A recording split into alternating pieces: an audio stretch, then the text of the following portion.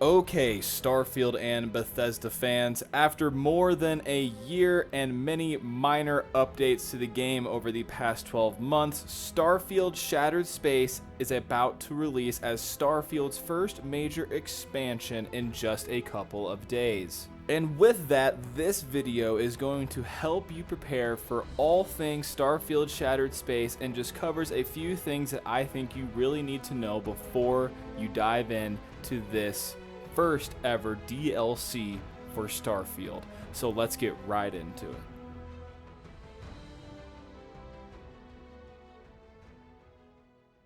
First and foremost, Bethesda has released the official global release times for Starfield Shattered Space. If you want to jump right into the action on day one, on screen now is the global release times for Starfield, so find the time zone on this graphic closest to where you relatively live, and that is when you are going to be able to play Starfield Shattered Space for the very first time.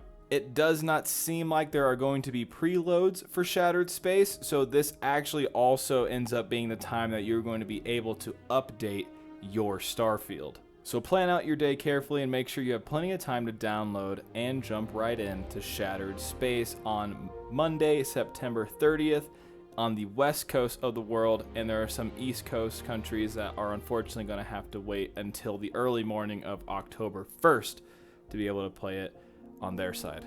And physically updating your Starfield game brings me right into my next point, and this is especially true for PC players. Starfield Shattered Space is more than likely going to break every single one of your mods and creations that you currently have installed in Starfield. With how proactive and awesome the Bethesda modding community is, I'm sure they will have patches for their mods to make them compatible with this new Shattered Space update within the first couple days, weeks, or months, depending on the mod and mod author. But if you want to play this game on day one, I highly recommend that you go ahead and disable all of your mods and creations and restore the game back to your vanilla mode so that there aren't any hiccups when you try to play Shattered Space for the first time immediately after it updates on day one. Along with disabling your mods, there are a few other things that I recommend and suggest before you dive into Shattered Space if you plan on playing this day one, or at least in the first couple days of its release. It has been confirmed as of today that the DLC's starting mission will become available to you after the base game's introductory mission, One Small Step, is completed. We also already know that the DLC is going to start in the form of a distress call to go to a space station, so this will likely occur randomly as you are flying about through space, similar to past Bethesda games like Starfield, when a random NPC would walk up to you to give you an opening quest to start the DLC storyline in previous Bethesda games in a similar way. Bethesda has also recommended that players wait until they reach level 35 for the best experience. So if you currently have a low level character or just started a new game plus, I would recommend trying to level up to get to around level 35 as quickly as possible.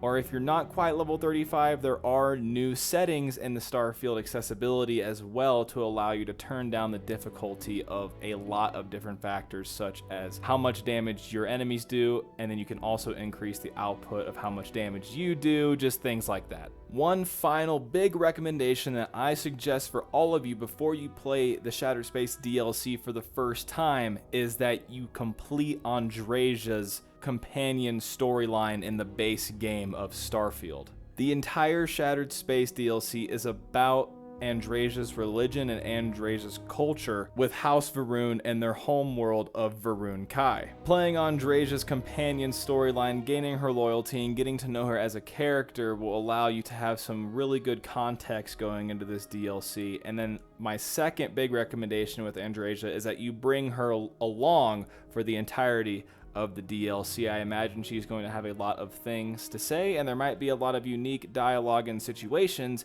if you bring Andresia on this DLC storyline with you. Obviously, that's not a requirement. If you want to bring someone else in this DLC, you can, but for story and lore implications, it might be the most interesting to bring Andresia with you, especially if you have her loyalty and have completed her companion storyline. But I want to know what you guys think. Are you guys excited for Starfield Shattered Space? I am hosting a Starfield Shattered Space launch party the evening before on Sunday, September 29th. So be sure to subscribe and hit that notification bell so you do not miss that launch day party live stream. We're going to be talking Starfield. We're going to be playing Starfield. We're going to be doing all sorts of fun stuff. So make sure to subscribe. Please like this video if you enjoyed it, and I will see you guys in the live stream on Sunday, September 29th, and I'll see you guys in the next video. Thank you guys.